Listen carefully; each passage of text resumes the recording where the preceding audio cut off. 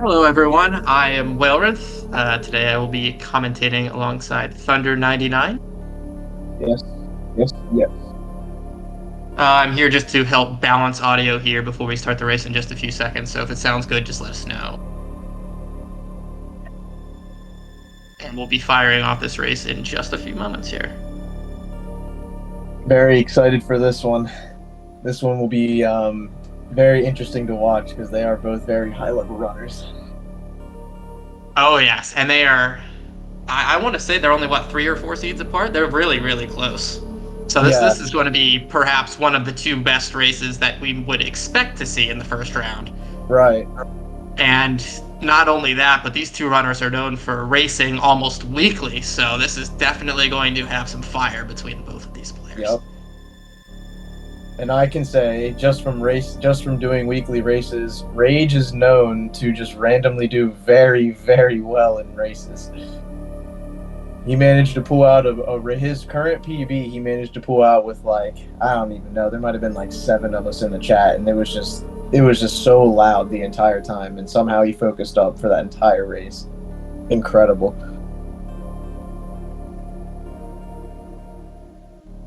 All right, I am exiting the race room. I think we are about to get started here. All right.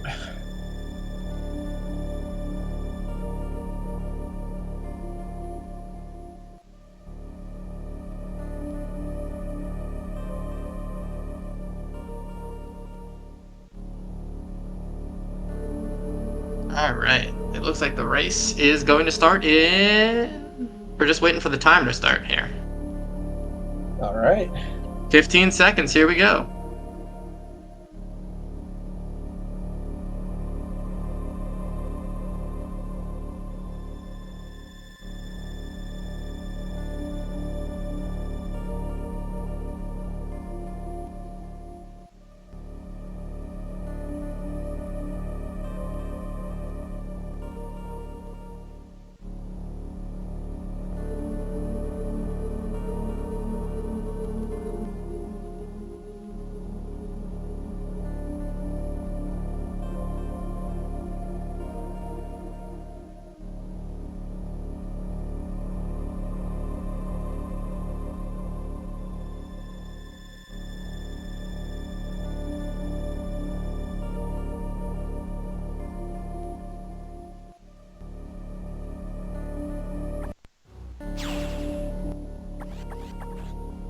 And there is the resets. Yep.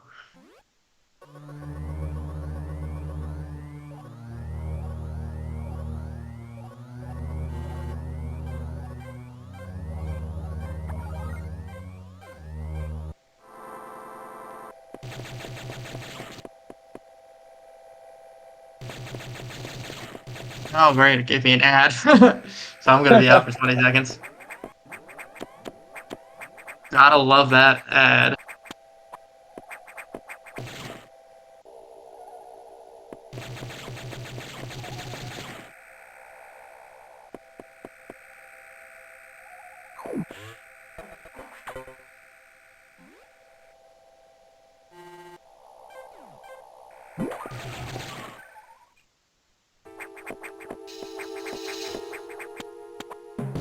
Shmayd said his live split crashed on him.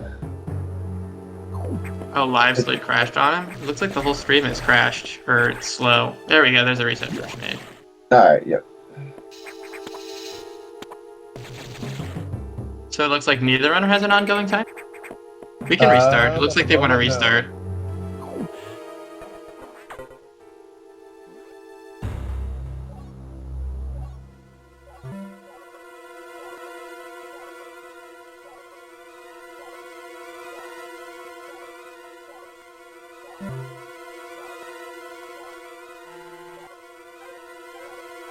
Just another day in the neighborhood, right? Oh, always. Always. My very first weekly race I participated in, I was getting spammed with Discord calls, and I missed Rage say, "All right, starting in 15 seconds," and I get back into the call, and I just hear, We started a minute ago. Time to start running. Back in the day, we used to do pretty frequent zero mission races for 100%, and if we didn't reset once because a new player decided to join, it was not a normal day. Every day we would start, and like 2 minutes later, we'd have another person be like, "Hey, have y'all started yet?" And we'd be like, "Should we restart for this extra person?" And the answer would usually be yes. I can tell you, I definitely had a race restarted for me at least once or twice. And it definitely happened for Monkey too, back when Ross and John used to play, and Sam, all those runners that are a little less common to see running today. Right. Retirement sure is a sad thing to see, but it happens to the best of runners. Oh yeah, has to happen eventually.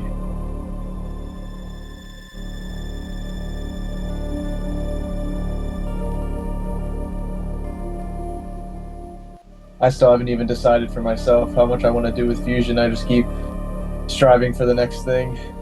See where it takes me. Alright, it looks like there's a new race channel up. I just joined it, so... Alright. Yeah, they're both on the title screen, so...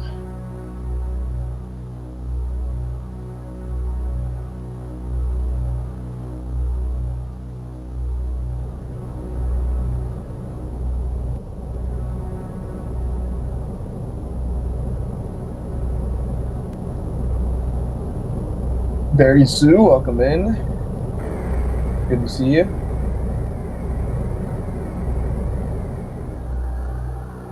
Started off this tournament with an absolute banger. Barry versus Mike Blue. That one was crazy.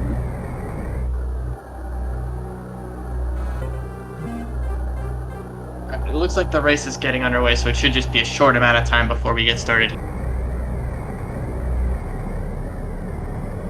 Me too, Barry. I've been very much so looking forward to this one.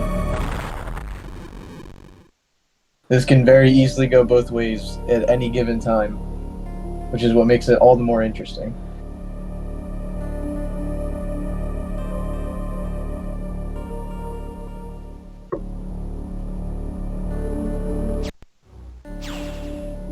Looks like, what is it, 10 seconds till we get started? Yep, I'm not entirely reset. sure how to balance the runners, so I've never done that before. It looks like they're, Yeah. 5 seconds apart? I'll see if I can figure it out, but if it gets worse, let me know. Will do. Yeah, at the moment it's about 5. Vicious, welcome in. Alright, and we are off. Rage with a solid 30 climb there. You'll see a different strat from Shmayd. He's been practicing that one a lot. Another 30 climb. Yeah, Barry, I think it'll eventually get worked out. It always starts off slightly desynced. It's fine. Yeah, I might be a little quiet until I can figure out how to get this working, so sorry if I'm no quiet. stress. Going into Quarantine Bay here is Rage. Made right behind. Well, I guess depending on what the time is, this should be about at the same point.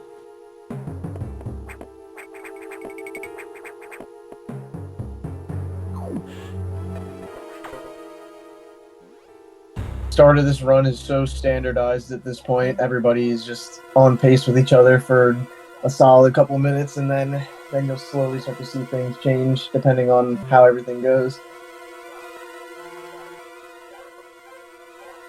One bad text box, one missed wall jump on missile split, it can get really shambolic very quickly.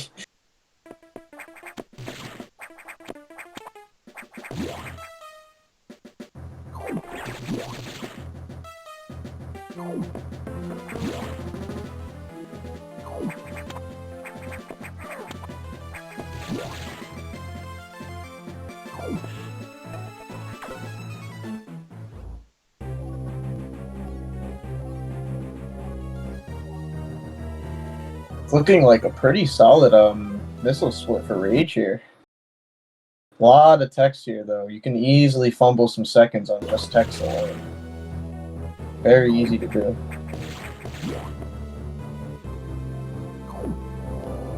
Oh yeah, there we go. Yeah, it's very close.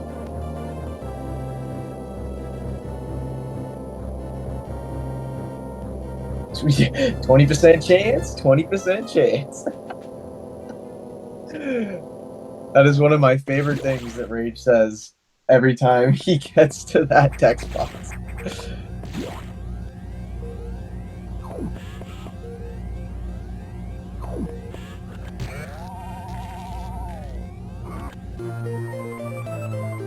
Both of them with a very, very good missile split to start off with. Very workable.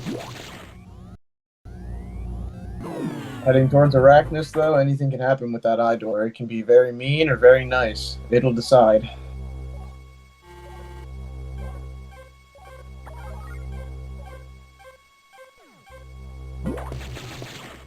Alright, I think those streams are pretty synced. Thanks to Speedgaming Tap for helping me figure out how to do it. Bless. Alright, so it looks like we are pretty close together here, probably just a second or two. In these rooms here, there are a few ways to do them. You can either throw in a wall jump, you can kind of grab a ledge here or there. So it's always interesting to see how they maneuver around these rooms. This is something you might see often, is actually there are various different ways to go through rooms, and a lot of them are pretty similar in speed, so it's all up to runner preference. There are even a few extra missile tanks along the way that we might even see runners grab or skip to help save time.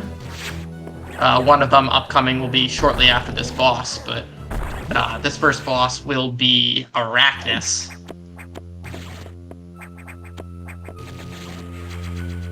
One cool thing that you can do with this boss is if you jump up and shoot a diagonal missile, you will actually be able to hit the boss through its shell in the back. That's only really relevant if the boss chooses to roll, which we saw for Shmayd, which is not really something you want to see happen, because it loses you time, especially if it chooses to do a double roll. That's even slower. Yep. But at the end of the day, a lot of the bosses in Fusion you're going to see are going to be full of RNG, so it's definitely not unheard of for RNG to be a run decider. Shmayd had some missed doubles there. Did you talk about? I guess we probably. I guess we probably haven't talked about doubles yet, have we? So if you hit a core twice with a missile on the same frame, it'll take double damage because they will go invulnerable, I believe, for 3 seconds after you hit them. So the idea is that you'll line up 2 missiles into it on the same frame, so it'll take 2 damage, or I guess twice the damage rather. That's like that for a lot of the cores as well. There's a low-key, if you add it up, it's an obnoxious amount of time save, just being able to hit all your doubles throughout the run. But that is a consistency thing that is, even top runners will occasionally fail. It is just one of those things. What makes this tough, though, is that as you gain missile upgrades, the speed of the missiles, as well as the cooldown at which you can fire them, changes. Right. Ronald here is picking up that main deck missile that I was referring to earlier. This is a missile that some runners may elect to skip in favor of getting that extra time. It is a little slow, I think it's only about 6 seconds, but it gives you that extra ammo for Sector 1 that'll just help you in case you get only health drops from those enemies. Similar elevator times here. So look, they're going to be very close together through Sector 1, which is, like you were just mentioning, having the ammo for Sector 1 can vouch very necessary because ammo management and health management is key. One hit, if you take one hit, there's no guarantees that you'll be getting green drops, which will give you more missiles. And not having that can come back to bite you when you get to the Charge Core Eye door.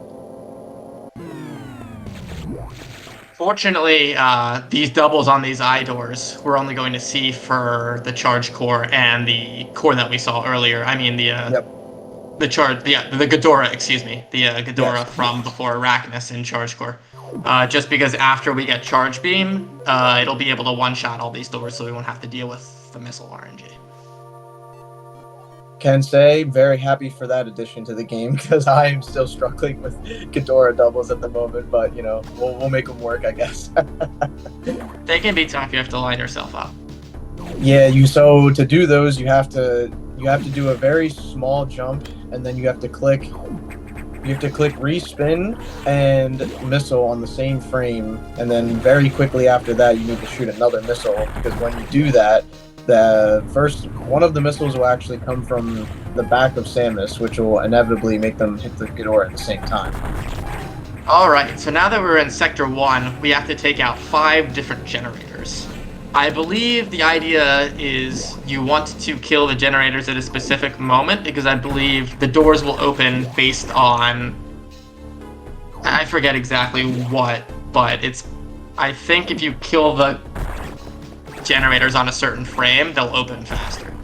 Yeah, so in all these stabilizers, you want to be getting what we call the steam cycle. And if you hit the steam cycle, the door will open substantially faster than if you don't hit the steam cycle. I don't know quite the specifics of that, but I do know but I do generally know there is a corrected and incorrect time to kill them. Yes, that is very true.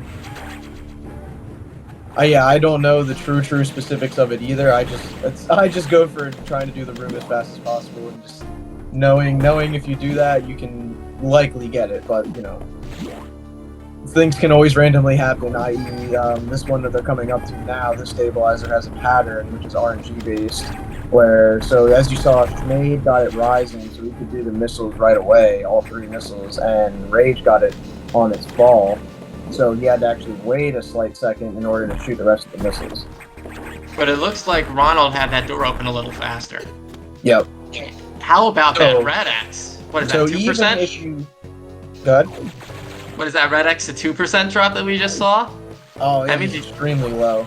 I do know those space pirates are a little more likely to give you one, surprisingly. Identical charge beam eye door times, though. Yeah, but that room just moved faster. But Shmayd's getting the better eye door RNG. Didn't get the double though, but Ronald is getting stacked with beams here. Oh, just goes to show what the difference is. They went into the room at the same time, but... Beams can make or break a segment very quickly, even if you have good movement. So this is another boss that I like to talk about, because this is only a core. This is the first of the beam cores where you'll have to shoot it you have to shoot into its eye. Yep. But different runners will go for different strats in order to help make their doubles, so it's always cool to see whether they go for the downward doubles. I think even some players might go for horizontal doubles. Yeah, there's a lot of different ways to go about it. Most of us that I know of do what you just saw both of these runners try to do, which is you stand on a certain block, and whenever you kind of have to just know either the visual cues or the timing. But when the charge beam core gets to a certain spot, you want to do a full height jump, and then you want to do 2 downward missiles, and that's a very consistent strat to do there to get your doubles. So this is going to be the last generator room. You might see our runners intentionally take a damage boost here in order to allow them to jump into the generator, so that they can fire off a charge beam shot. So charge beam actually is really, really different in this game from other Metroids. Yes, it is obnoxiously powerful. It'll have 3 different parts. It'll have the top half of the beam, the bottom half of the beam, and then there'll be kind of like sort of the melee aspect, where if you were fire the beam while inside of an enemy, you'll do a 3rd piece of damage. I think they call that the flare. Yep. And so the idea is by jumping into an enemy and firing off your charge shot, you'll hit it with 3 different sources of damage. And we'll see that later against Ceres. And that'll allow us to 2-shot Ceres. Yeah, that is a huge one for Ceres. Messing that up can easily cause more cycles, and that is a very common reset point and or time loss depending on how that goes, because i.e. we look at the Flash Frost run from the other day, so somewhere or another missed a shot, didn't get the full damage with both sides of the charge and the flare, and ended up having a 5 round. That's crazy, right? Being able to 2-shot a boss versus 5-shotting a boss, especially when you know that it's, 10 seconds maybe before you'll have the opportunity to hit it again? But anyways, our runners here are going to Sector 2, the tropical sector. This is going to be the most volatile part of our run. Very much so. The Zoros that'll be coming up here in the early parts of Sector 2 deal, I believe, 45 damage, so that can just put our runners down to 4 or 5 hits, so they'll have to be careful. a lot of our runners will choose to fire off 2 missiles, which will be a tight squeeze. And if they aren't able to get both of those in time, they will just intentionally take that 45 damage, because they will not have time to react. Some runners will even opt to grab an extra E-tank somewhere along the route in order to prevent getting killed by the Zoros, just because of that simple fact that they do an obnoxious amount of damage. They hit like trucks. Not something you want to mess with. A common E-tank that you might see runners pick up is going to be this E-tank by Zazubi that we'll see probably in about 3 or 4 minutes. Maybe even less. That one I know is one of the faster ones to pick up because it's right there in front of you, so you might as well. Shmayd getting both of his, or getting the Zoro doubles there.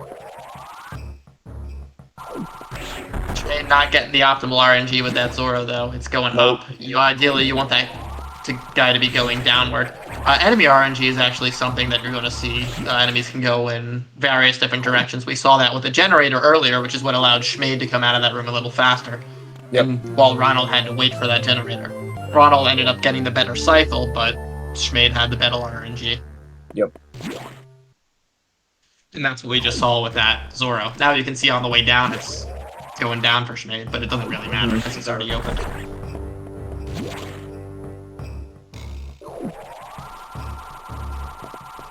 That is one of the very interesting parts of this run, is the different enemy RNGs with movement. Is that makes you have to, as a runner, you have to be extremely reactive and know what to do in a given situation when that happens. So that Zoro that was rising and falling, for example, if it's going down, you don't even have to mess with it at all. You can just start wall jumping right past it, and you don't even have to pay any mind to it. But if it's going up, it is in your way, and they cannot be pseudo screwed, which is when you're holding a charge and you spin into an enemy.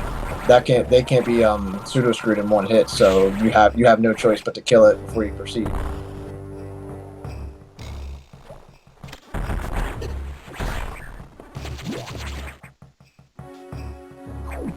Moving into lower 2 here, this is very, very interesting movement going through this part of lower 2, and there's a lot of Zoras in your path, so it can get very hairy very quickly. Knowing how to optimally handle each individual Zoro is very important there. Right.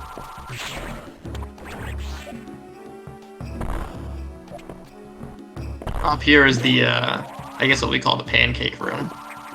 Here in just a few seconds. Yep, Shmayd's approaching the pancake room. A lot of different ways to do this room. This is a pure example of what you were talking about earlier. So he went for the wall jump strat there, which is where you unmorph and you can respin and get a little wall jump there and go right over the pancakes. Rage got it too. Some people will actually choose to wall jump off that second wall, but you don't always need to. It is faster just to pray that they're not in the way, and usually they won't be. But at least for that the first set of pancakes, you definitely do want to wall jump off that wall. Oh, 100%. And depending on how the Zoros went in the previous few rooms, you definitely don't want to get touched by those, because that can get you on the verge of death very fast. That might be a reason why you might want to wall jump off that second wall if you're a little low on health. Shmayd is choosing to pick up that second E-tank. Yep. So is Ronald. I definitely don't have any objections. I'll pick up a lot myself. That safety, you never know when a boss is going to be particularly aggressive. Look at Box. Exactly. Box 2 can mess you up. And I don't know if either of these runners will go for the Box 1 strat, but there is a strat which he will intentionally take damage from the boss. But that's a little later. That is a very tight strat to pull off, but it is also very fast if you can do it in 2 rounds, which is when you can squeeze 5 missiles in. But we'll touch on it more when we get to it. I can tell you a lot of jumps. I haven't been counting, but that was a lot. Ronald has 1 jump so far after 2 cycles. Is he going to get the...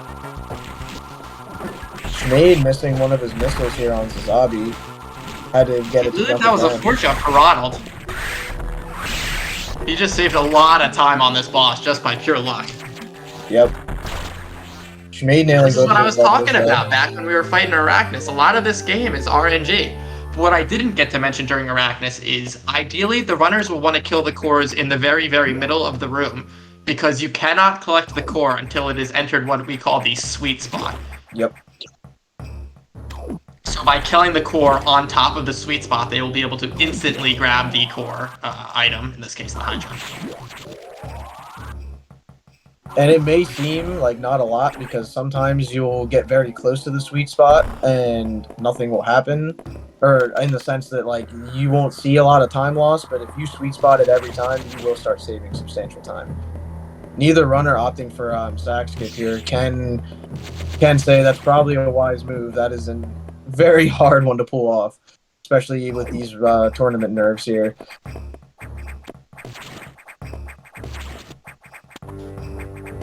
Fortunately, this is a double elimination tournament, so even if one of our runners loses this race, they will have another chance to go through that loser's bracket. Right.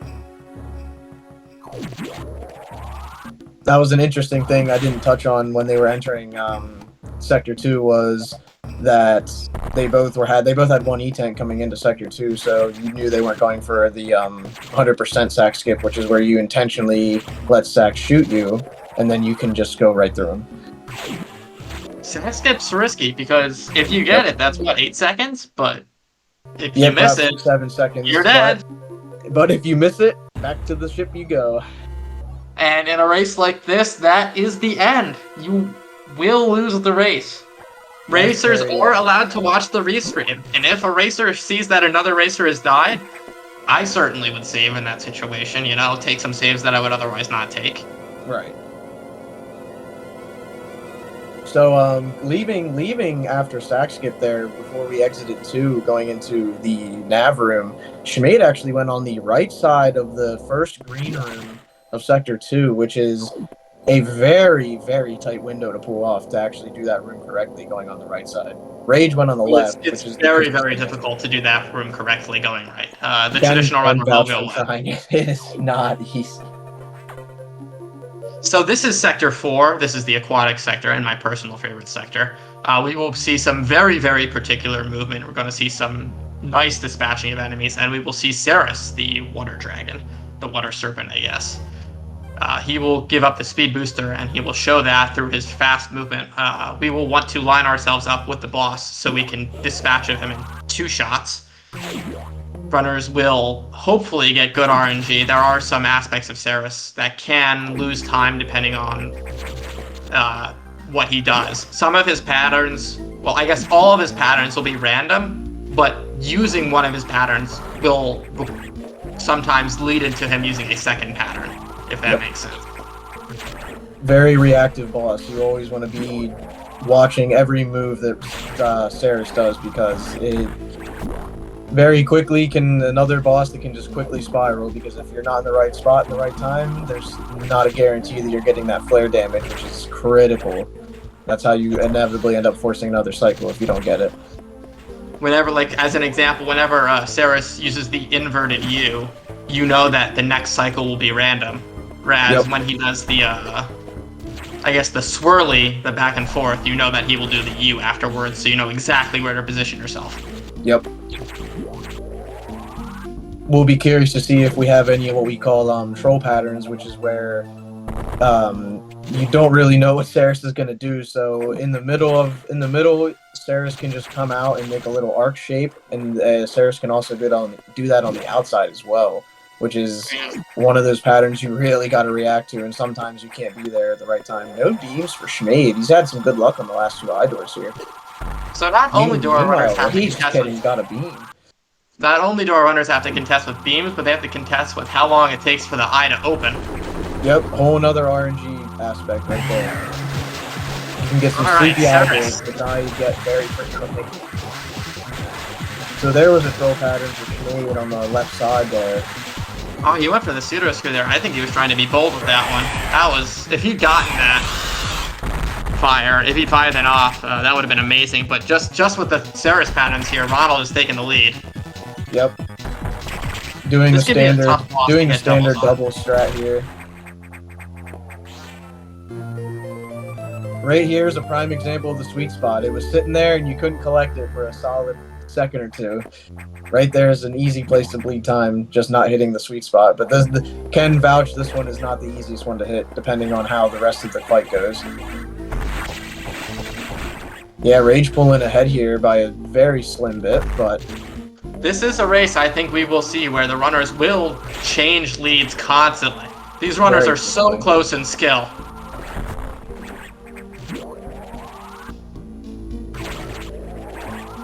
And watching the Sector 4 movement, it feels so good. Oh yeah, the movement in Sector 4 is so good. It's one of those ones you can very easily get frustrated if you don't pull it off, but when you pull it off right, you just get that smile on your face on your way out. You're just like, yep, I nailed that. Like, even right there, Ronald grabbed an extra ledge that Shmayd didn't, and Shmayd saved probably a second. Yep. And every second matters when the racers are this close. Now, here's another situation where runners might go for different strats. You can spark horizontally here, or you can do a diagonal. Yeah, we saw Rage go for the diagonal, which is a little tighter, but it's a little bit faster, I believe, while Shmayd did not. The way Ronald did it, it is technically slower. You need to do the diagonal before you get to the wall if you want to be faster. Yeah, that's a very tight one to pull off. Yeah, it's very, very precise. I want to say that at its fastest, it's something like 5 frames faster, and it's very easy to lose 5 frames. That's only a 12th of a second. Shmayd got some bad RNG from that golden crab in the previous room. So that golden crab, when you first get to that room, you kill the bottom crab, and then the top one has to absorb that X in order to spawn, which you can actually kill that golden crab before it's fully spawned. But there's moments where the X will just end up flying around the golden crab and not allowing it to spawn, which can just bleed you time. But that is a whole RNG aspect that you have no control over. So now you're going into the lava sector. This is going to be one of the interesting parts of the game, because when you first go into the lava sector, there will be no enemies. The X, for some reason, don't have any access to this sector. But once you open those level 2 locks, they will flood the sector. Yep. Very peaceful on your way in, and then on your way back out, it becomes very scary. Got some side hopper enemies which do a massive amount of damage, and depending on the strat you go for at box, that can really make or break a run as well with health going into Sector 6, because you got to be very careful. At this point in the game, a side hyper will take 3 hits from your missile. Yep. I believe you can still one-shot them with your charge beam if you hit both parts and the flag. Yep. But it's going to be tight.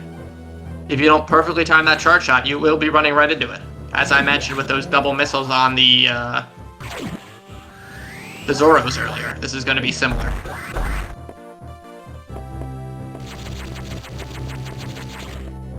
So as our runners run through that first room and fall onto those blocks, destroying the speed blocks, there is a frame-perfect shine storage you can do, which will save a little bit of time. None of our runners went for it, but if you get it, you can immediately spark once you land, and that'll save you, I want to say, a second, maybe? Half a second? Something around there, because you can, if you store it up there perfectly, it's also tight at the bottom, but you can get right to the bottom and just spark straight over to green doors very fast. You don't got to run through this that bottom part of this room and store it and then, go through that whole process. You can just go straight into the green door room on borderline. So here's the question: are either of our runners going to get the? No. There's if you can do there what we call a shine charge, which is where you will break the speed booster block and store your spark on the same frame, which will allow you to spark up that room that our runners just had to use the wall for. Yep.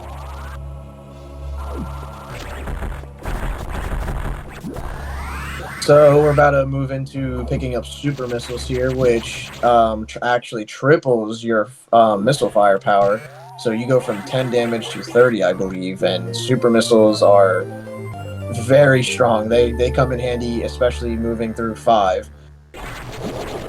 Data spark, maybe? No data sparks.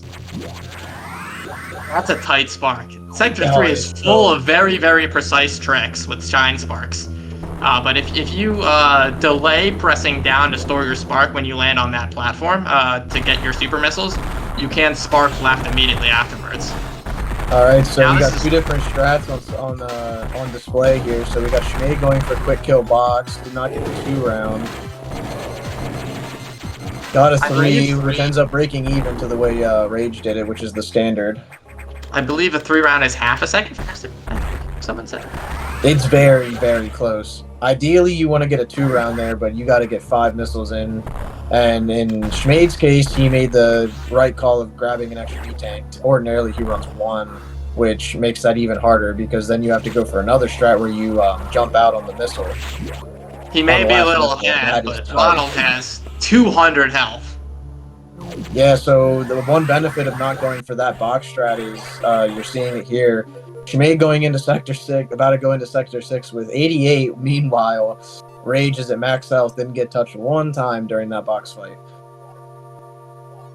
Fortunately, Sector 6, at least going in, is exceedingly consistent. The blue X's will act in the same way every time, and our runners will most certainly know where they are. Oh, Rage, he's in the chat right now. He said Shmayd, slow down. But to what Barry had just put in the chat, this is actually very insane to see this far into the run and they're this close. This is actually incredible considering how much difference we've seen in RNG already, and they are extremely close. I haven't been counting lead changes, but at this point I think there have been too many to count. It's like every other room. Yeah, exactly. This is a race, I'm telling you. This is what you want to really see out of a tournament, though. Neck and neck like this, at any given moment, something can just flip. I think they're aligned. I think they're literally aligned, like maybe a 1/10 of a second apart. It doesn't even look like they're... On the pad, it almost the exact... That's crazy. Ronald literally had a better elevator room, and because he had a better elevator room, he's ahead.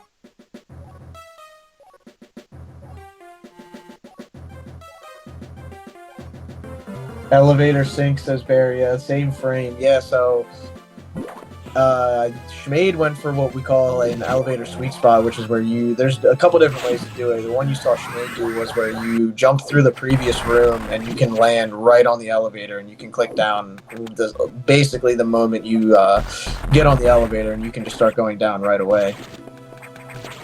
Oh, so Shmayd is not going for the Sector 6 missile. Ronald laid a bomb there, so he's going to be grabbing an extra missile tank down the road.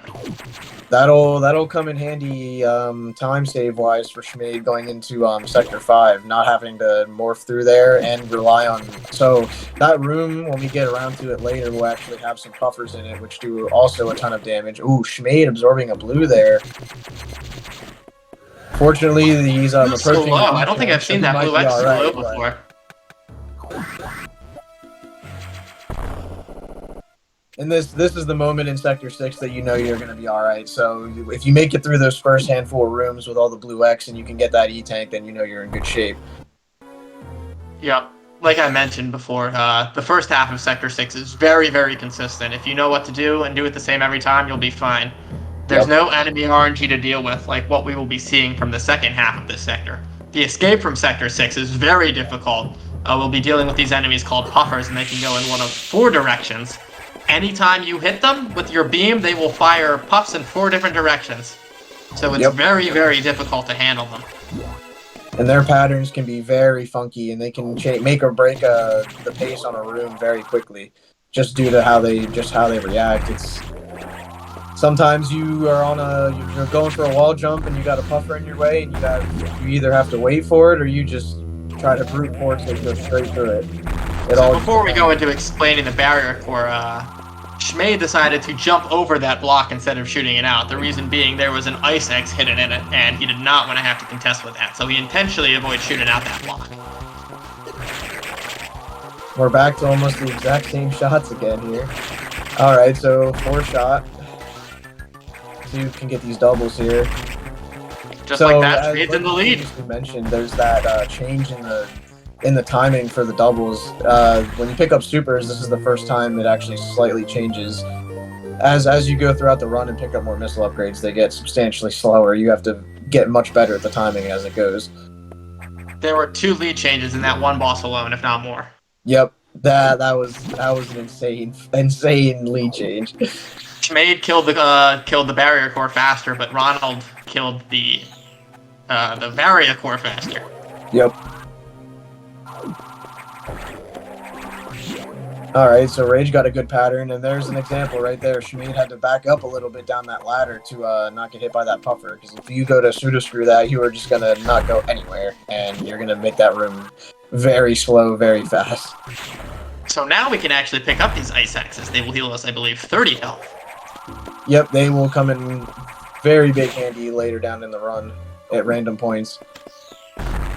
Sector 5, we will visit 3 times, so that'll give us opportunities to get Ice Axe. And in Sector 6, before we face off against a Xbox, as I like to call him. So right here's another lead change, just due to the fact that Rage went for that missile there in the little peeky hole. Shmayd opted out of that one, so zooming right out of Sector 6 now. Now, I'm curious if Shmayd will pick up an extra missile later to account for the fact that he didn't take that one. Right, so I can actually tell you just from watching these runners and racing with them very frequently. So there's actually a missile upgrade in Sector 5, which is dubbed Double Yellows because it's in a room that's surrounded with 2 yellow doors, and it is if you do it correctly, it is a very fast missile, and I know Shmayd has been working on that for the longest time. That is one of the most consistent missiles that he picks up. I think at this point, if I had to pick up a missile, I would either pick up that one or the Yakuza missile. That's also a pretty fast one. Right, yeah, so I actually opt for the Yakuza missile because it is just, I'm very used to it at this point. You know, muscle memory is hard to break, but it is also one of the missiles that doesn't have a door transition or any type of room transition included with it, so you can very quickly just go grab it and continue on in the room that you were already in. Various Shmayd missiles in the chat. Yeah, that's he's trying to get everybody on to picking up double yellows right now. Which I'm actually considering switching it up because it is slightly faster than the Yakuza missiles if you pull it off correctly. It's just a matter of preference when you pick it up because you can actually grab it on the way to emergency, you can pick it up on the way to power bombs, I believe on the way out of power bombs as well. There's all kinds of different ways to do that one. And so we're entering Sector 5 here. This is the ice sector. You'll see a lot of blue X laying around in here. This is where we will end up inevitably picking up the ice missiles upgrade. There is a lot of... Some people will call the ice missiles a downgrade. Yeah, that's a very controversial topic there. Is some people actually consider that a downgrade because in the current situation, having supers going into this sector, as you saw Shmayd there, just shot one missile at one of those waivers and just killed it right away. Once you get the ice missiles, you will not be able to do that anymore. It'll actually freeze it, and it'll require 2 missiles in order to kill the waivers. Shmayd and deftly handling with that waiver that Ronald was unable to dispatch him. Now he has to reset the room and get a Shine Spark going. Yep. That's one of that waiver can sometimes be heading the opposite direction, and he won't deal with he won't bother you. Yep, that's another case of just patterns with the enemies. If you aren't ready for that waiver where the speed blocks is, you get what we call being scammed, where because of the nature of what you have to do in order to continue progressing in the run, if you get scammed there, you have no choice but to back up, which will cost you 10 seconds right away. It's a tough enemy to deal with. That one in particular is quite annoying. Yeah, so you saw Rage go a little bit further back in the room on the way back. Yeah, that's one way of trying to deal with it, is not getting scammed at all by going even further back in the room before, so that way you can get your speed booster sooner and then you don't have to even worry about it in the slightest.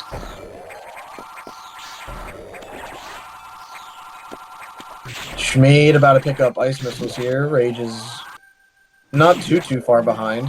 So that is a good first step. Shmayd did not go back to the navigation room. Runners you will sometimes see go back to the navigation room. They will forget which incarnation of Sector 5, which trip they're on. We will call that a secret key that actually happened in the grand finals of the last any percent race.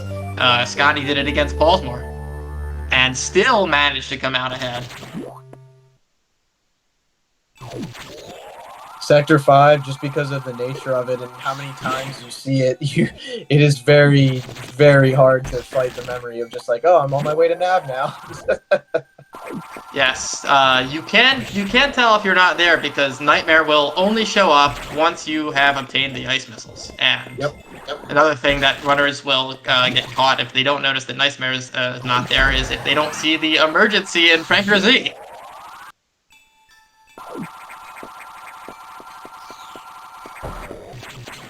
Both having pretty solid movement here through 5. Few small hiccups, but I mean, 5 is an easy one to do very well or very bad. It's just patterns, movement. There's a lot of things that go into this. This is going to be the largest time gap I think we've seen between runners since this race started. Ronald got the R shot there on the top pancake, but went for the ice missile strat instead of holding the charge again. That's a very tight window to pull, though. So this is going to be one of the few circumstances where we have to see exactly how much time is saved or lost, because we will have an in-game timer for this emergency. So we will be able to tell exactly how well our runners did. Yep. And everybody in chat, put your guesses for what the runners are going to get on the in-game timer for emergency. This is a pretty consistent area for Shmayd. I'm going to guess something in a 3x. I might say like a 3-3. Depends on how the beams go. You can lose a ton of time at this section just because of beams at the eye door. Yeah, the eye door can shoot up to 4 beams before he is willing to open his eye hand. Which is something you'll surprisingly not see that often, but I actually had a PB not that long ago where I somehow got 4 beams for the first time, and I've been running for quite a few months now. And I believe each time it is a 1 and 2, so it is a 1 and 16 that you will get 4 beams. That was the only time I've got it, and I have yet to get it again, but it really threw me off. Right when I realized it was 4 beams, I was like, oh, whoa, whoa. It's almost always a 1 or a 3, awkwardly enough. You will get a 2 every now and again, but very often you'll see a 1 and 3 beam. 3 beam is what we call the classic. It just happens so often. Ronald actually getting boosted in I think Ronald saved time with that first fire. It boosted him to the left there. Yeah, you can get deboosted there on those fire plumes that come up.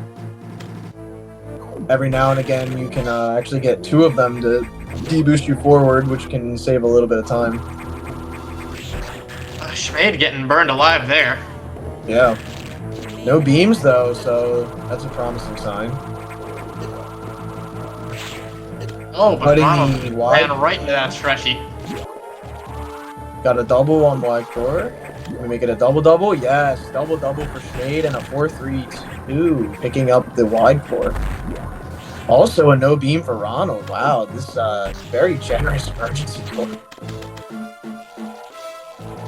See if Ronald can hit his doubles here. Ah.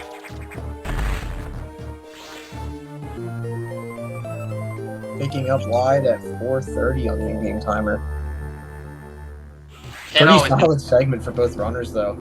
Going through emergency, there's a lot of tension and a lot of things that can go wrong going through emergency, especially with patterns and whatever else have you.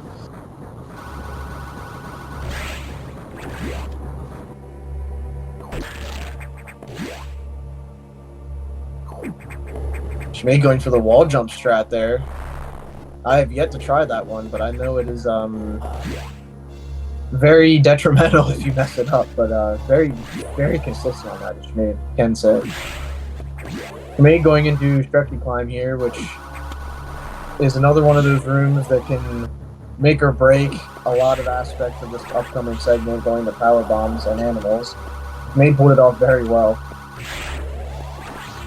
Interesting thing about the stretchy climb is if you screw up in the slightest bit, you will do what we call desyncing the room, which is where the middle stretchy where Ronald's at now can actually do right there where you get shot, and there's just very little you can do about it sometimes, especially when you're just trying to go very fast. He reacted well. Oh yeah, still had a very good backup for that.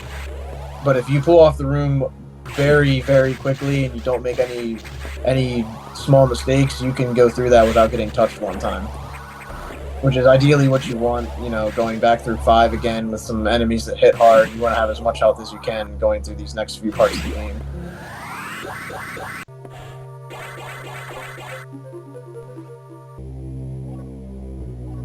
So, next up is going to be, I guess, a moment's reprieve from the action.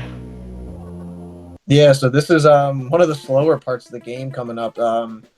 Forget what Barry is. Barry has said it numerous times. I think it's like 6 elevator rides. You talk to Adam a couple times. It's a very slow part, but there's a lot of clean movement to pull off in a few of these rooms that can save you a good chunk of time, actually, if you pull them off right.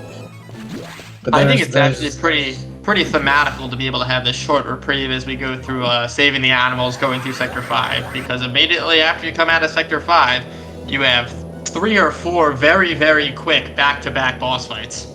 Yep.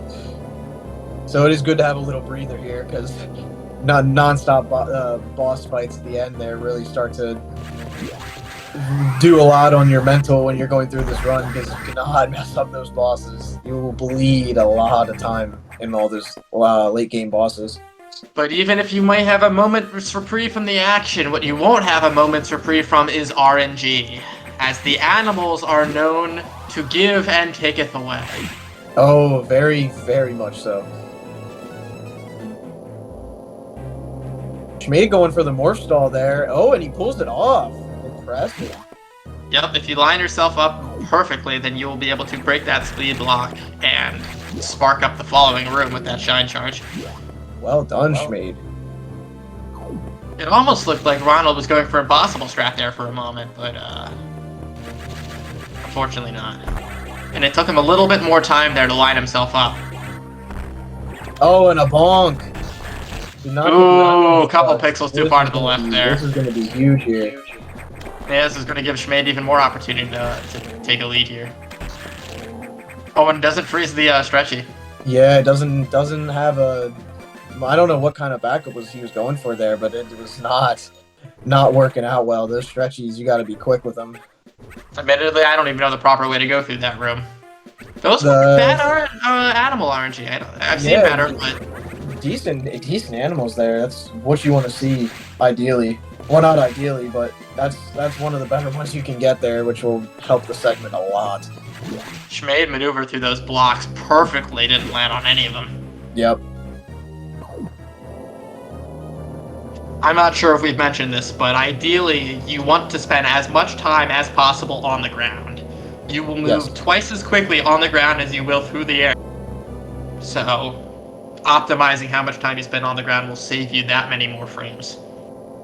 Oh, thank you, Barry, in the chat. 7.5 elevators. So there you go. There's a lot of elevator rides. There's just null time where you get to sit back and just chillax a little bit.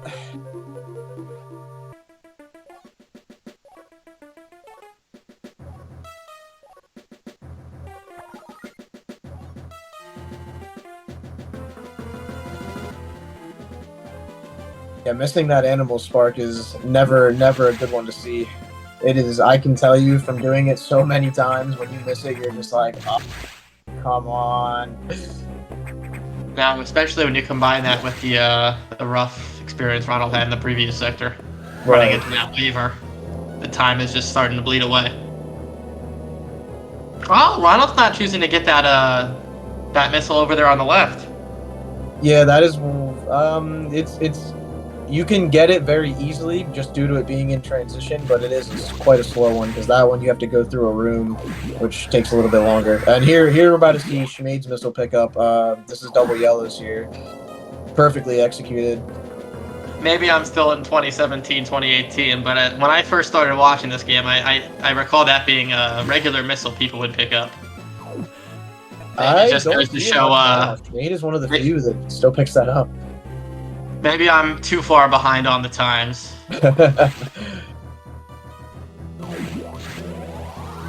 All right, so yeah, we're seeing quite a lead here from Shmayd. He's picking up power bombs as Rage is entering Sector 5. Oh, Rage doesn't go for a Shine Spark. Is it? I guess this Shine Spark might be slower. I definitely remember they were talking about this in the Fusion Discord, actually, just the other day. Yeah, so a lot of people will go for that, but the key thing with that shine spark that you want to do is when you spark across the room, you want to wall jump off of the right wall that you bonk into, but it is a very tight wall jump to pull off, so you'll see a lot of people still go for it, but not actually do the wall jump, and it's 6.5 dozen. It's kind of runner's preference. I mean, I started going for it. I will eventually get the wall jump down, but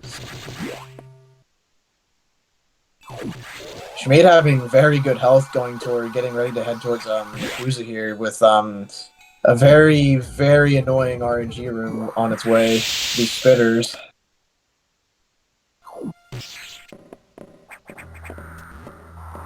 Rage at sack skip here. Well done. Always nice to not get sniped by that sax there. Oh yeah, that'll do a number on your health. Fortunately, you have that red X in the following room, but it's substantially slower to grab that, especially if you don't need it. You saw it. If you are unlucky, sometimes it won't give you a red X. Yeah, that as well. Fortunately, you just have to make it through this last little section of Sector 5, and then you end up having a good ship where you can recharge again. Taking the recharge means that you're not getting that extra shine spark out of the sector. Yep. And it's slow to recharge. Ronald showing us once again why ice missiles lose you a little bit of time having to freeze that enemy because you can't immediately dispatch of it with that super missile. Yep.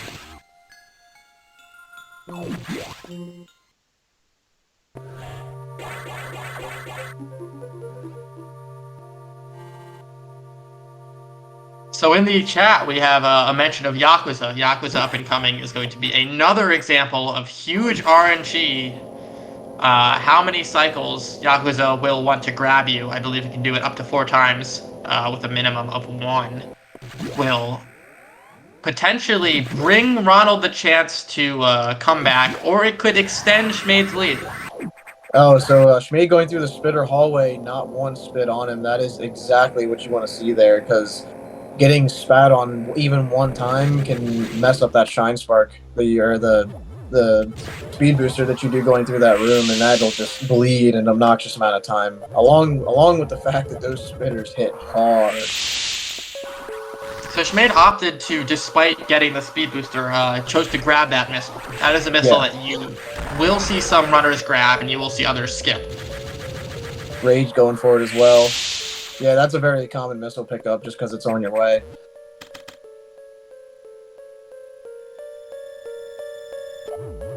Both had a It's kind to see all of these different missiles that you might see. And we got a high five here.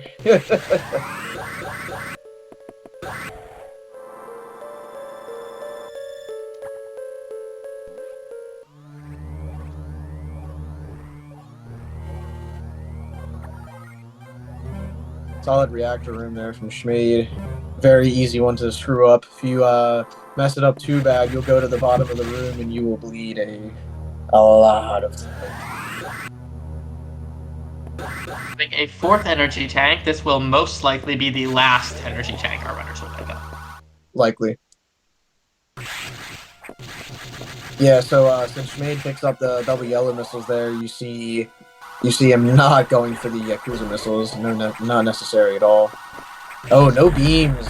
Looking good so far. But Yakuza, once again, can lose you a lot of time. Oh, and Shmayd going for the 1+1 here, potentially. So what you just saw Shmayd do there is, if you can pull off a wall jump there, you can actually get the most ideal scenario, which is where you get a 1 round and Yakuza will just open itself up right away, but because of that wall jump, you're triggering the vulnerability from Yakuza very quickly. But it is a little risky due to the fact that what can end up happening is you'll go for that and you can still get 4 more rounds because it doesn't have anything to do with the rounds you get on the bottom.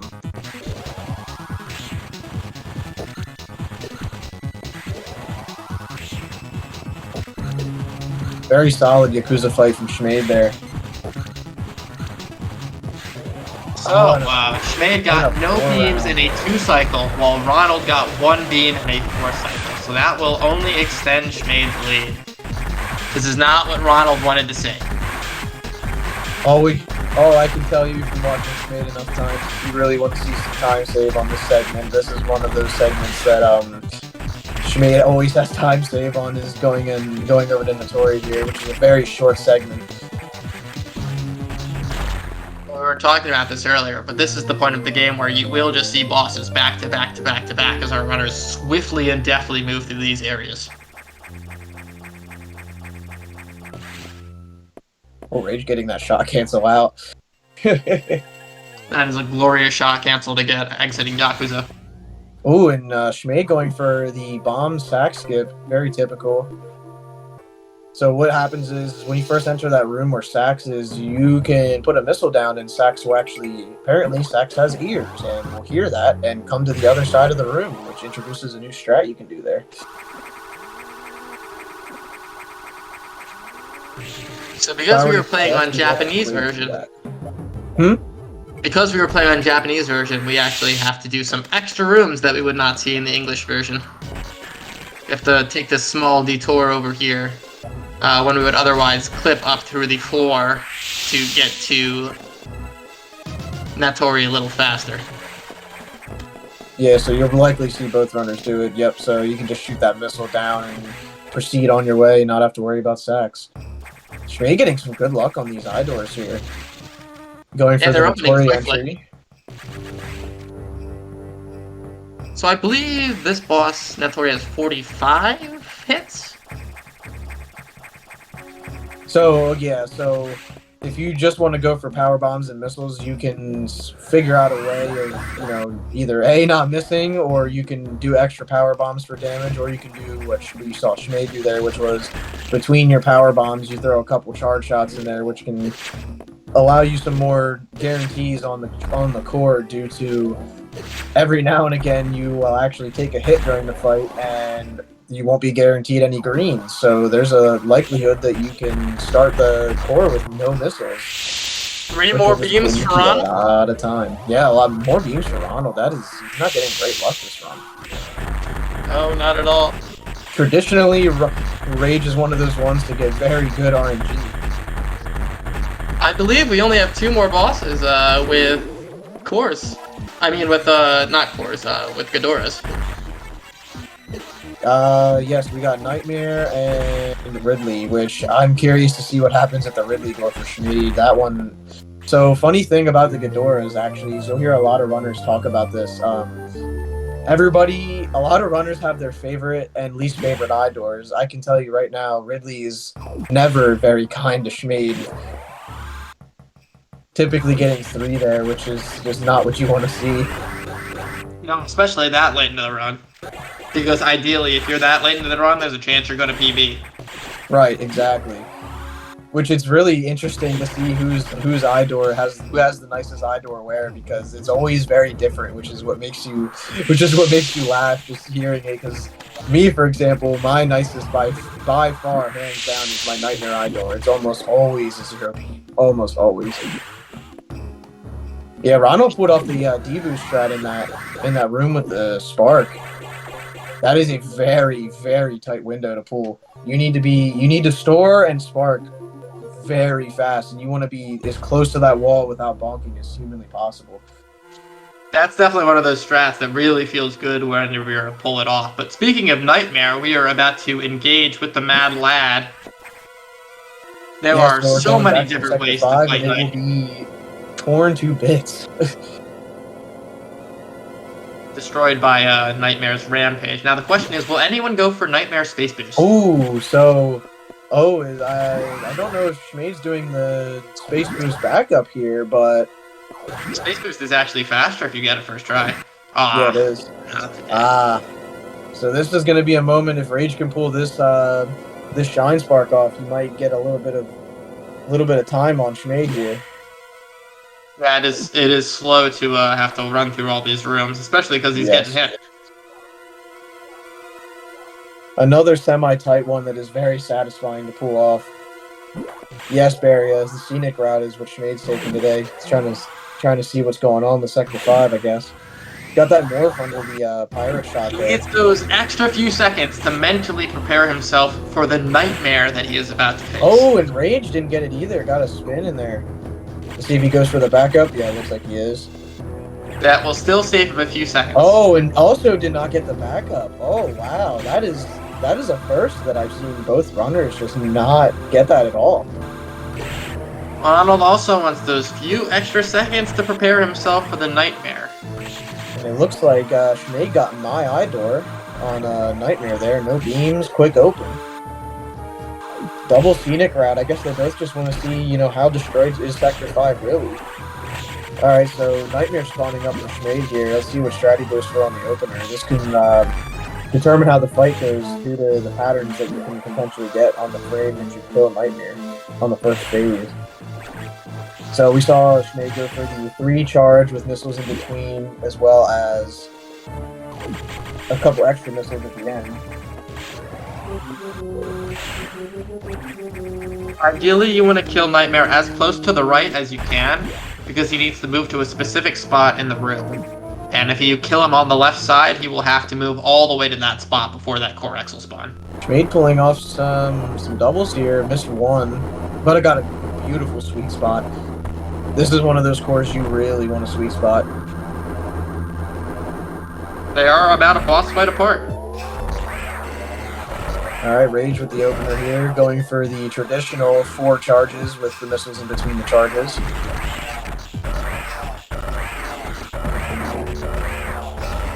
Yeah, depending on the opener you go for, that can really change up your strat. Oh, Shmayd bumped there. Oh, very low Nightmare for Rage. That's unfortunate. That was cool. Shmayd just ducked under those beams from that fire, those plasma Yeah, he's shots. very quick at that one. Rage missing this first double here. Got the second.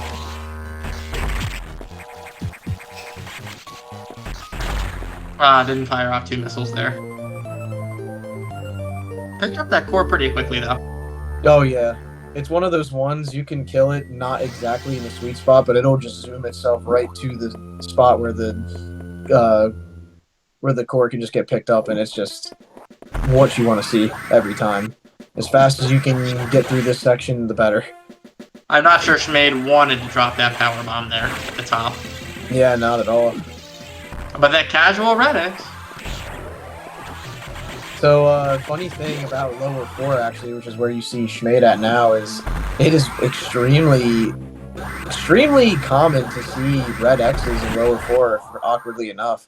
No one really knows the reason why, but it's just, you'll go through lower 4, and there's been races that we've had where you'll hear multiple runners say nice red at the bottom of 4 here.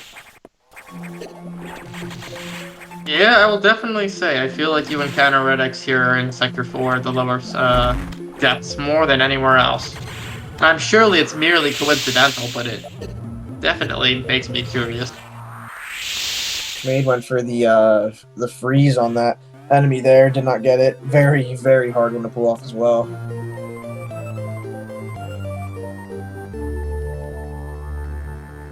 So this is the one point in the game where you actually go off script. Yeah, there's a neat trick you can do down on lower 4 where you will even surprise Adam himself.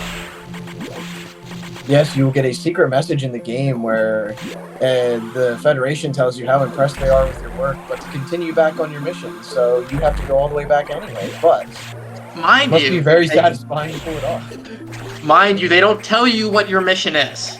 You have to figure that one out on your own. Mm-hmm. But ideally, the expectation is that you will have played this game before, so you will know that you have to go pick up the diffusion missiles. Yep, so Shmayd picking up diffusion here, 101.15.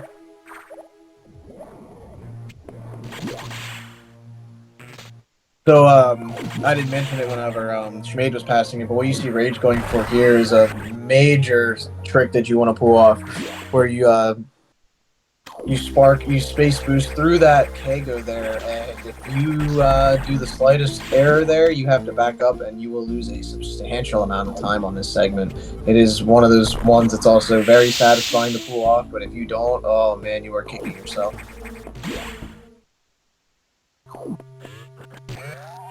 Back in the day, I don't know if people still do this, but some people would do a spark, and they would be able to chain that into sparking vertically in that room at the end of Yeah. Sector. But I don't know how that compares as far as speed. So actually, if you're doing 100%, so you saw them pass that power bomb on the way out, you definitely want to pick that up at 100%, as you have obviously to collect all the items. And there's some really interesting tricks you can pull off in lower 4, like that one. Monkey, good to see you. GG's on your race. Earlier today at I believe that was 1 o'clock. Well, Shmayd is now in Sector 6. This is not going to come into play, but there is a perfect opportunity to grab some blue X here shortly. But like I said, Shmayd has plenty of health. Oh yes, exactly what you want to see. Not too much farming coming up here from the blue X room on the way to box 2. If box 2 goes awry, especially with the inclusion of the new double missile on the wave core, you will definitely want to have a little bit of health.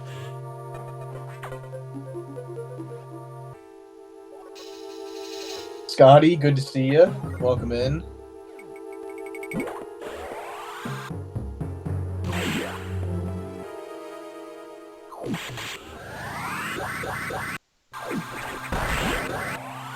Yeah, so you can pull off doubles on the wave core, but I find it very unlikely to see these runners go for it. As the two major reasons is it is extremely tight to pull off, as well as you eat a ton of damage going for those.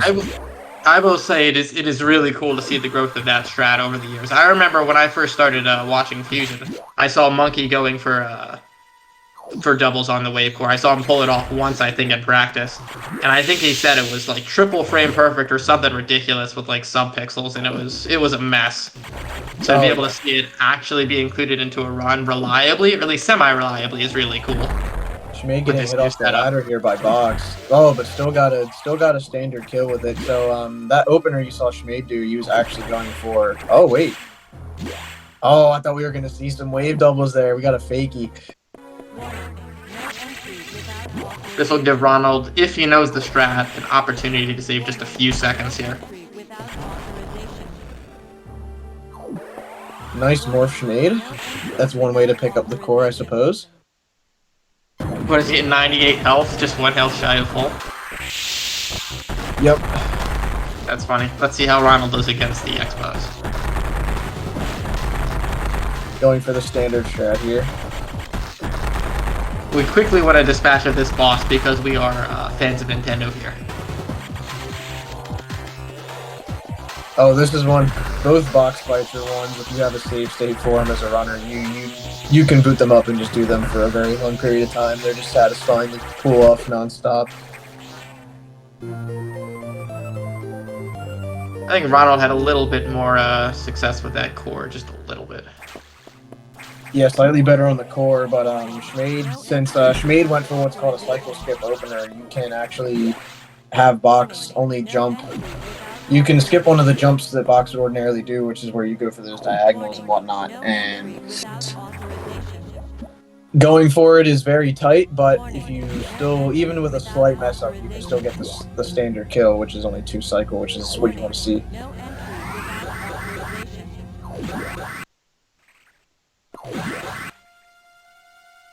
You shouldn't have done that, Samus. You should not have done that. Samus, how could you? You found our secret Metroids. You have just destroyed our only hope of defeating the X.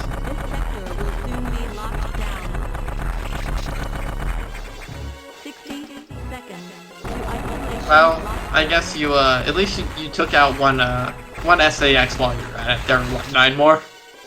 Yeah, so this is the reveal when you find out that there's multiple SAXs aboard the station, which playing it as a kid casually the first time, this is when the game starts to get real spooky, because not only did you get a lot of cryptic things from Adam going into box 2, go through sector 6, find box and get out, don't stay longer than you need, but because you get stuck down where box 2 is, you have to go through this restricted sector.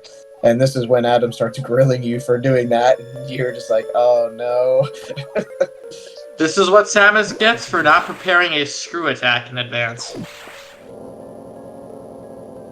And I'll teach her. Alright, so Shmayd approaching the Gold Pirates room here. This is one of those parts of this segment that can also make or break it. Not getting the double spawn, went for it though. Only spawning one on each side, but that's still clean. So this is that Ridley eye door you were talking about earlier. Yeah, so let's see if Shmayd, if he gets the standard one, or if it's feeling kind to him today. 1, 2. 2. Not as bad as normal, but it is, that one does not like Shmayd for some reason. I don't know what. They've only given him 2, but that thing was slow to open its eye. It was, which, depending on how slow, if you get it on 2 of them, for example, it can be just as slow as having a third beam. Shmayd fighting Neo Ridley here. Big thing you're going to see is the runners doing diagonal charge shots. So, so once you pick up Plasma, you're actually doing damage per frame that it's going through an enemy. And based on Ridley's hitbox, you want to be shooting at ideally you want to be shooting at the diagonal of the hitbox to ensure maximum damage as you're being. Ronald, finally, with no beams.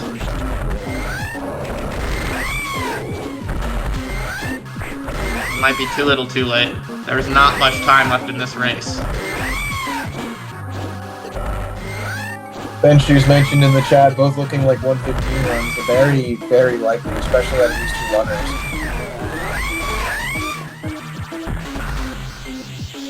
runners. Ooh, got a starting double there? Yeah, he did. Oh, another one. Rage. So, we were talking, so triple double Rage. Well done.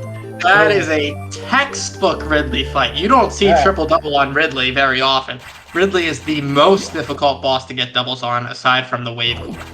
Exactly. So, like we said before, the missile timing changes as you get missile expansions, and diffusion is known to be hands down the hardest one. But you only fortunately have to use it on one boss, like we just saw. But man, when you pull them off, you get that grin on your face because you're like, yeah, that was quick. We will see similar to, I guess, we will see doubles on the SAX core coming up, but there were some consistent strats for that one. But Ridley's room is very, very tight, and it being the final core that you can shoot from any direction, it's a little more precise than it's mostly slow-moving SAX core.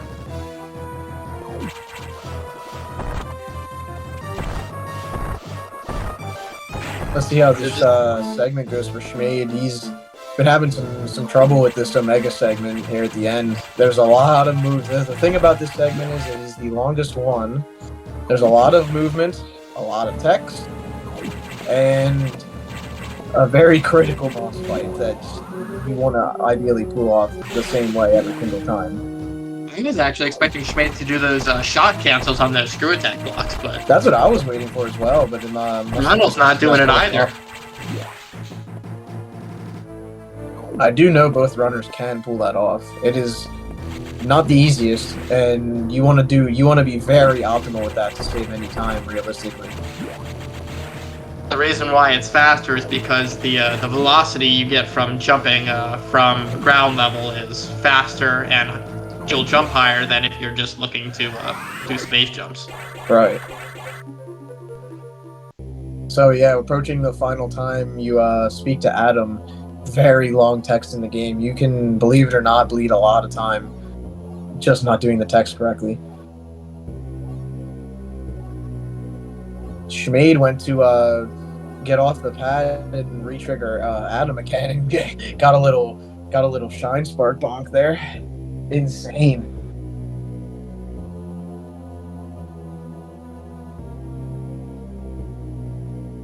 Text is definitely a chance where you can save some time over your opponent.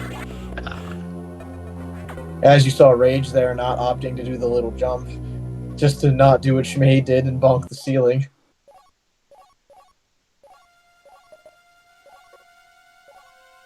Shmayd with the screen transition at 11:35. This will let us see just how far apart our runners are here at the end game. Yep. Both have very strong gold segments on this last segment, which is very tough considering how long it is, how much text you have. You got that, really hard boss fight, the movement. There's a lot of things that can go awry in this segment just due to how long it is alone.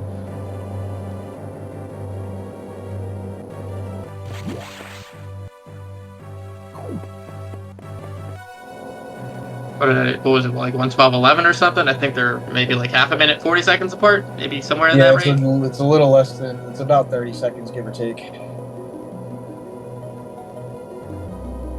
Which still, considering how a lot of things went in this run, that's impressive to see how close this is. Both on their way to stacks. Sacks may be consistent, but if you're a little slow on that ice missile, then things can go awry.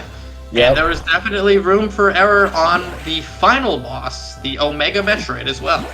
Yes. The Core X with the doubles could be a 9 to 10 second chain. See if you can get a 4-shot on these diagonal shark beams. 5.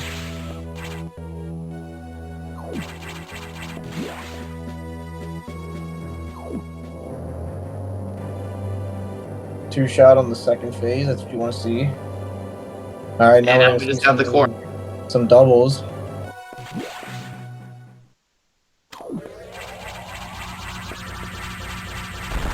Oh, a beautiful triple-double sweet spot by Shmayd. That is exactly what you want to see on that core there.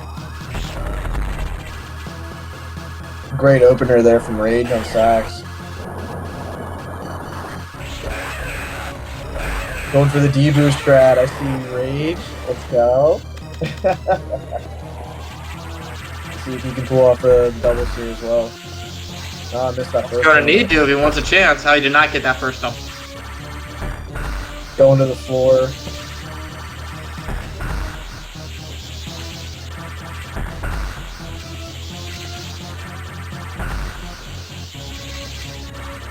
Wow, not great luck on that on those doubles on the ice core.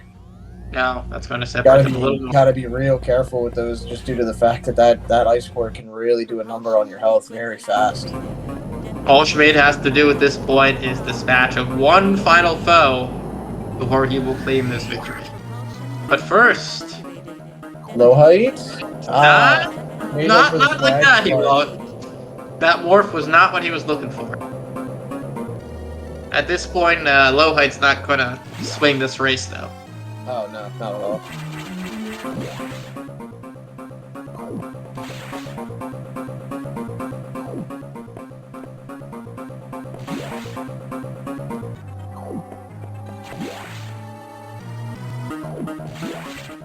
This is where Sax comes into save the day, so to speak, for Shmayd. Sax sees that Omega Metroid as a bigger issue than Samus and is willing to help Samus in order to preserve the future of the X. Oh, neither runner's got the spark there at all. Clean fight by Shmayd. Good game. Love to see that. Shmayd finishing off the Omega Metroid as Rage is walking into that fight.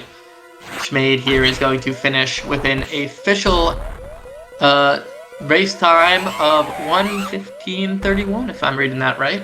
Yep, great run. Great run. Ronald here is watching as the SAX is taking its own stab at the Omega Metroid fight. Unfortunately, it is not mashing the fire button nearly as quickly as what we are about to see from Ronald. So it does not have that stun lock practice here. Well done, Rage. GG. Gonna pull off a, probably a 1x here? Yeah. Yep. Ronald is going to finish here in just a moment with an official race time of 1:16:16. The timer says 13. He doesn't link his race time, so...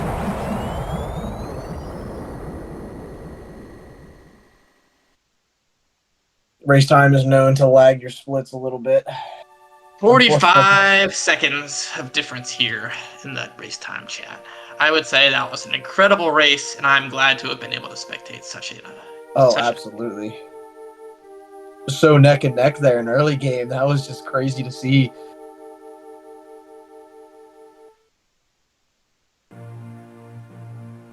I'm hoping that these runners will be willing to join us for some commentary here. Oh, absolutely, 100%.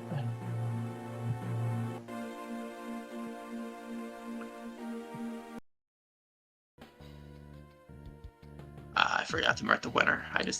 It should show here in just a second. I can invite both runners. If you would be so kind, that would be very, very wonderful. All right, invite sent. We'll see if they stop in here. Have a chat after the race. Worst race I've done in my life. I believe Oh, Shmayd is Shmayd, just well done. Hello, that was an absolute disaster. But oh well. How the hell did I ruin that?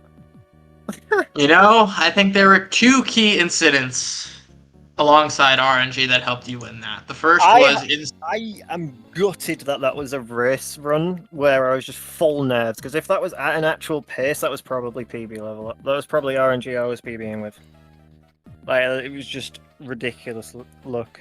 I think I got 5 beams total, and then the only bad part was the Zabi. That's about it. at least for Ronald, the two biggest nails in his coffin were running into the waiver while trying to set up that initial shine spark rather speed boost in Sector 5. I see. Yeah, he got scammed. And then he unfortunately sparked into the ceiling when setting up the animal spark. Oh yeah. And There was so much in my run. My Jesus. Where the hell do I even begin?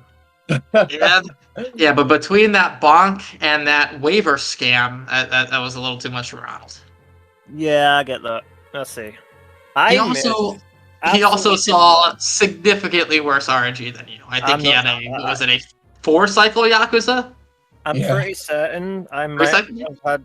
That was probably the best RNG in the race so far. But dude, I don't think anyone will have a more nervous race than what I just did. I'm still shaking. It's that bad. You could sense the nerves a little bit there at parts of the race. A little bit, bloody hell. I will say though, through the opening of Sector 5, it was back and forth almost every room or two. It was a change in lead.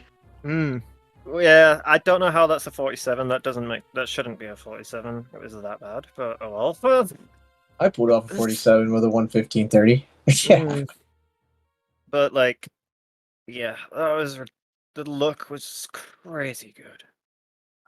The only IDOR I think that gave me more than 2 beams was Ridley. I think I started with 1 Say beam. that. I made a mention of that. Beam. Had 1 beam at charge, and then 0.9 jump at Cesavian. Like I said, that was the only part I had bad RNG. And it was 0 beams up until Notori, which gave me 1, and Ridley gave me 2. I was like, what the heck? Why? Despite Ronald's mostly terrible RNG, he did get 4 jumps off Sassy. He did get some solace there. So that's where my Zabi look went. But yeah, that was a calamity. That was a very funny run. After a point, it was just like after a point, I just said, you know what, this run's just so bad. I'm just going to try and have fun with it instead. And that's why I started doing some stupid stuff, like I just tried for Nightmare Space Boost. Yeah, I didn't cook at all. Threw me off there a little bit. I tried going, yeah, I tried to jump down and I let go of B, which was great. So I was like, you know what, let's go for it. I got the opportunity. And then I tried for the morph stall at animals. Kind of didn't work. But at least still got the spark though. That's all that matters there. Still got the spark. All in all, I'd say it was a good performance. There was definitely some minor things here and there, but overall, it was a good run. Considering how horrible I was feeling at the throw, it was just that it was a sort of thing where it was just I was so nervous. It was like I just want it out of the way now. Right. Well, how many times do you think you've raced against Ronald over the a lot past year? A lot, but I also have that mental barrier in races where I'm just aware of the fact that I die so frequently. So I have that going as well, because in the weekly races that we all have, I just die all the time. Do you think you took any extra insurance with this race that you wouldn't normally do to help keep yourself alive, or did it just all work out for you? Well, I didn't do sex skip, that's the first part. Yes. I always do 4 E-tanks in races.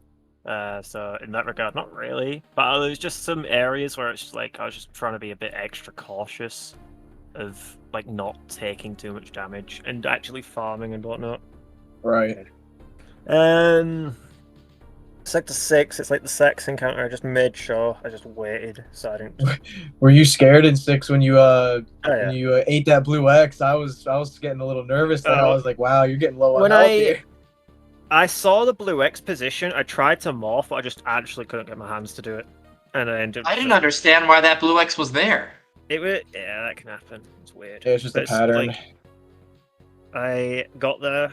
I saw the pattern. I knew exactly what I had to do, and I just couldn't bring my hands to get myself to morph, and I just ended up running right through it. Fortunately, I had 80 health, and you see,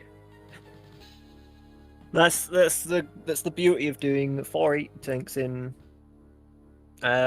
races. If I had my usual route, I was good. I was gone. I was just dead.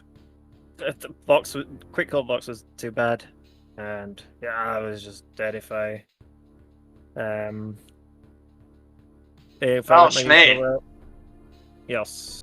it looks like you will be facing off against the winner of either Monkey and Alfonso in the next round. How do you feel about that? Well, that's the GameCube controller matchup, so The duel of the GameCube controllers. I mean, I blocked Monkey, so like, it's whatever.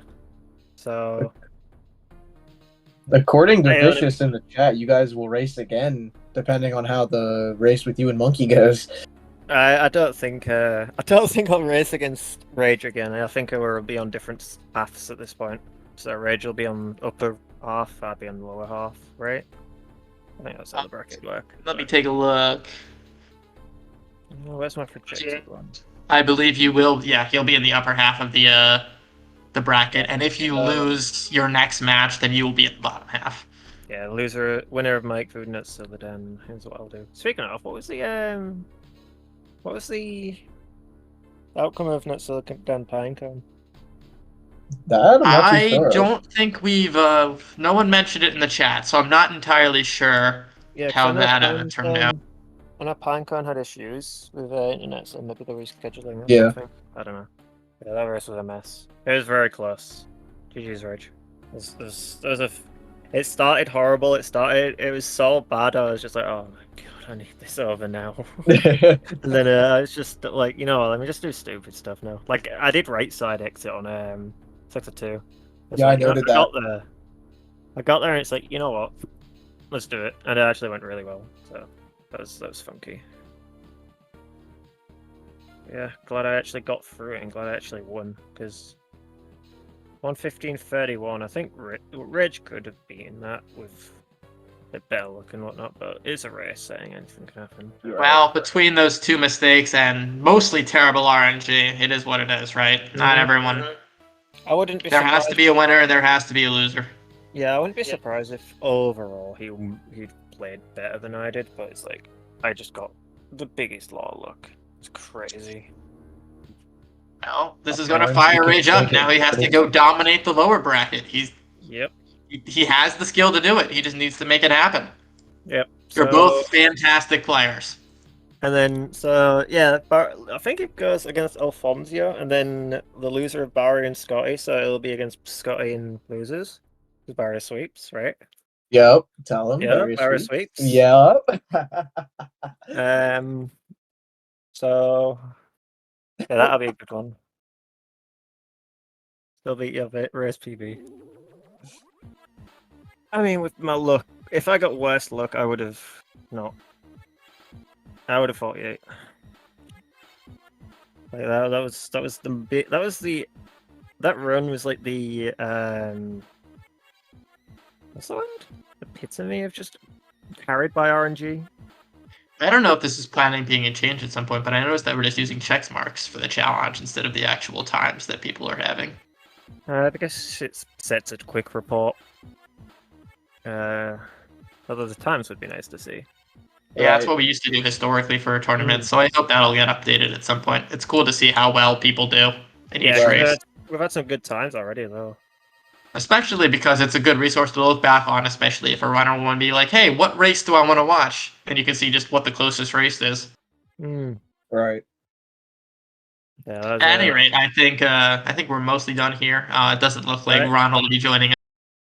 Yeah, I he think said he he's can't not able talk. to. Anyways, I want to once again thank both you, Ench, both you, Ronald, and Shmayd for putting up a fantastic run. Thunder, you were fantastic to commentate with. I'm glad that Thank you. First I had time, you. so didn't expect much. I'm just glad I had the opportunity to watch this race because it was incredible. Oh, very. Obviously, thanks Speedgaming. You are always so helpful. We managed to put this together. I wasn't sure we would be able to get this running so quickly, but they answered Indeed, all there my was some questions that I hiccups. had early on in the race when I was messaging them to figure out how I was supposed to do stuff. Like, So, how about me and Monkey run right now? well, Monk has Kidding. got to tackle Alfonso first, and I Yeah. believe that race will be. Nah, I think that race happened. That was the first race today, I think, right? That was 1 o'clock today. Well, it has Yeah. not yet been recorded on the challenge, so I No. apologize. I Yeah, I'll apologize. do it for that then.